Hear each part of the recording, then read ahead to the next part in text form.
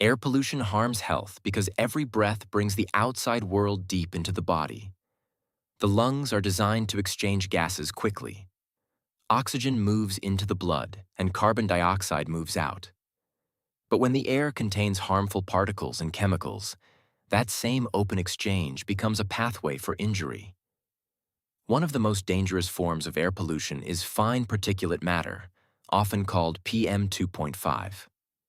These particles are so small that many can travel deep into the lungs.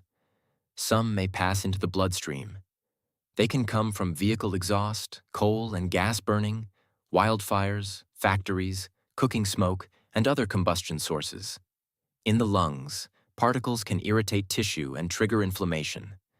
The airways may swell and produce more mucus. People with asthma can have more attacks. People with chronic lung disease may find breathing harder. Children exposed to polluted air may have reduced lung development, which can affect them for life. Air pollution also harms the heart and blood vessels. Inflammation and oxidative stress can make blood vessels less healthy and blood more likely to clot. Pollution exposure is linked to heart attacks, strokes, high blood pressure, and irregular heart rhythms.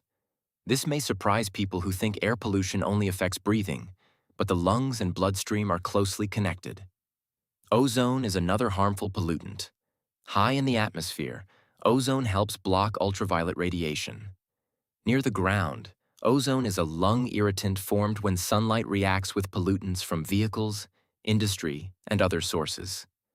It can cause coughing, chest tightness, and reduced lung function. Nitrogen dioxide, sulfur dioxide, carbon monoxide, and toxic chemicals also contribute to health problems. Carbon monoxide is especially dangerous because it prevents blood from carrying oxygen effectively. Lead and other toxic pollutants can affect the brain and nervous system, especially in children. Air pollution does not affect everyone equally.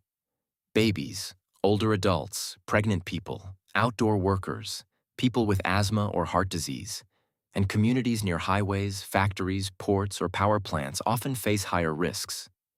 Poverty and discrimination can increase exposure and reduce access to healthcare or cleaner environments. Short-term exposure can trigger symptoms within hours or days.